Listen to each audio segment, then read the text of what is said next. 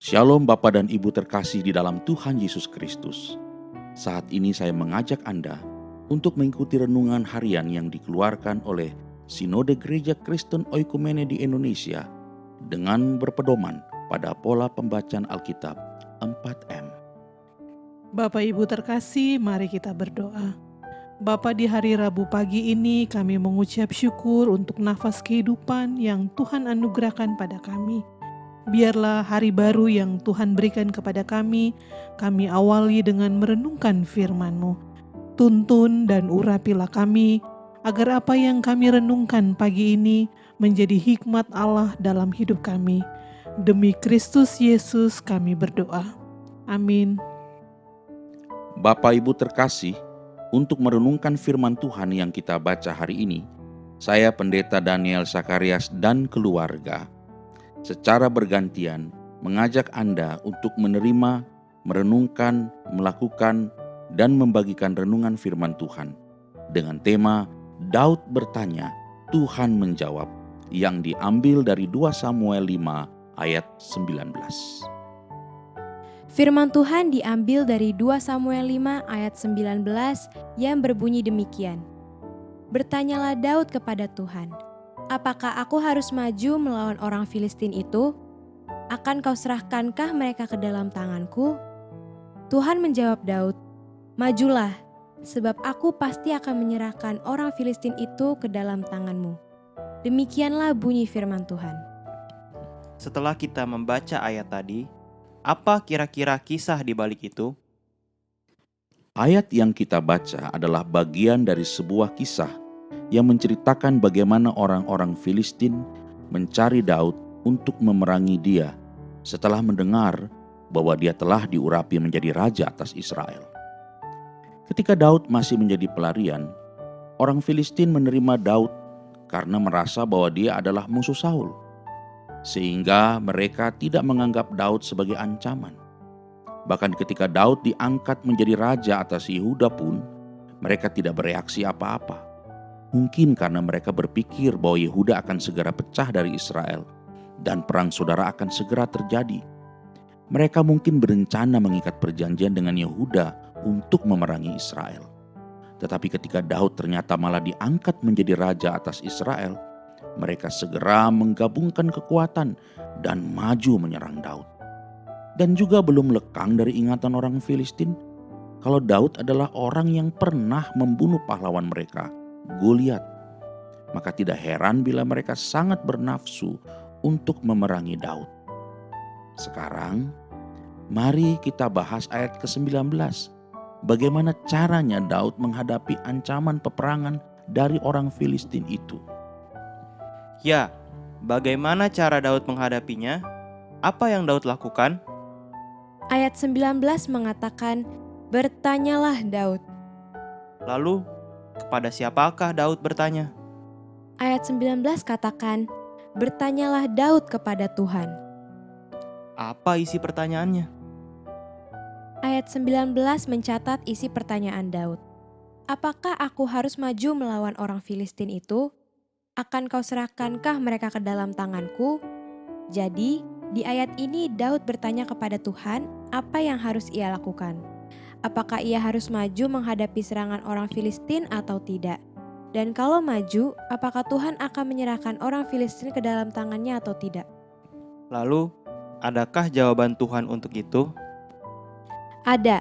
Ayat 19 mencatat, Tuhan menjawab Daud, majulah, sebab aku pasti akan menyerahkan orang Filistin itu ke dalam tanganmu. Rupanya jawaban Tuhan di ayat ini adalah bahwa Tuhan mengizinkan Daud untuk memerangi orang Filistin yang datang menyerang orang Israel, dan Tuhan berjanji akan membuat orang Filistin takluk kepada Daud. Kalau demikian penjelasannya, lalu apa pelajaran yang keluarga kita dapat dari perenungan kita hari ini? Pelajaran pertama, orang percaya bertanya kepada Tuhan ketika berhadapan dengan masalah. Sebagaimana Daud tidak langsung berespon menghadapi serangan Filistin, tetapi malah mencari wajah Tuhan dan bertanya kepada Tuhan, maka itulah yang harus kita lakukan selaku orang percaya. Masih banyak orang percaya yang salah mengambil tindakan saat mereka menghadapi masalah berat yang mendatanginya tiba-tiba. Ketika masalah datang, mereka langsung panik dan emosi. Akibatnya, mereka tidak bisa berdoa. Mereka malah langsung berpikir keras bagaimana cara menghadapinya. Dan kita tahu bersama, langkah semacam itu hanya akan semakin memperburuk masalah yang sedang mereka hadapi. Harusnya kita seperti Daud. Saat masalah datang, justru kita mengambil waktu menenangkan diri dan datang kepada Tuhan serta bertanya kepada Tuhan. Dengan bertanya kepada Tuhan, kita meminta kehendak-Nya, meminta arahan-Nya. Sehingga masalah apapun yang kita hadapi, kita pasti bisa mengatasinya.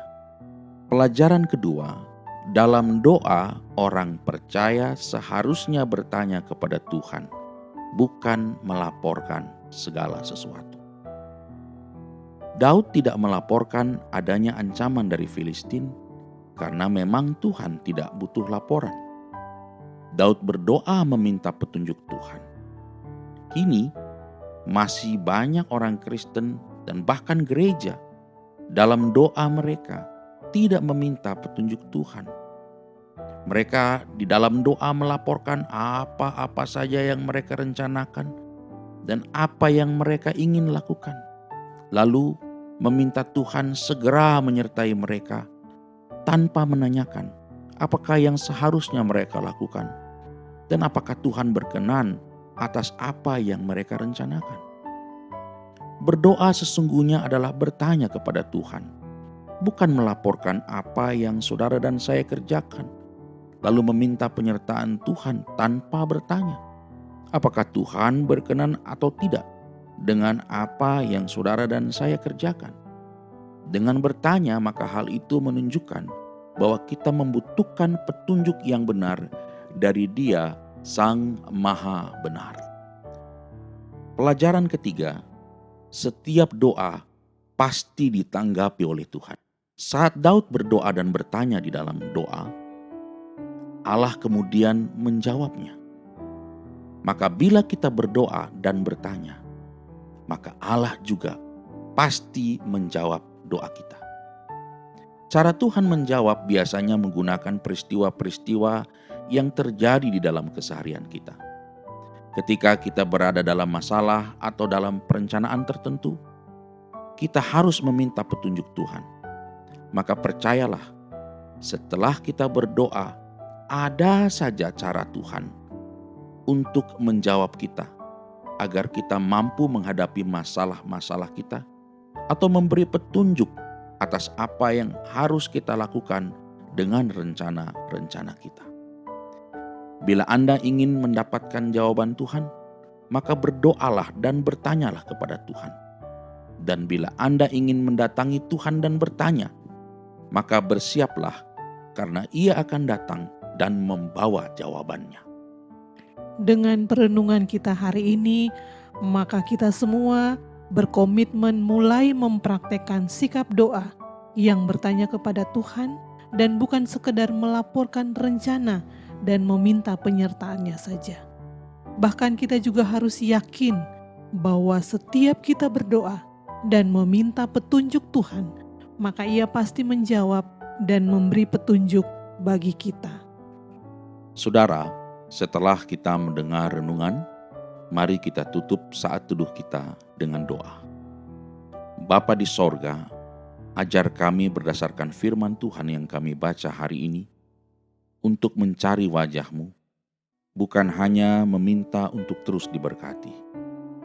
Tetapi kami, Engkau ajarkan untuk meminta petunjuk-Mu akan apa-apa saja yang harus kami lakukan ketika kami berhadapan dengan banyak hal di dalam kehidupan kami ini. Berkatilah seluruh perjalanan hidup kami sepanjang hari Rabu ini dalam kasih setia-Mu dan keperkasaan-Mu.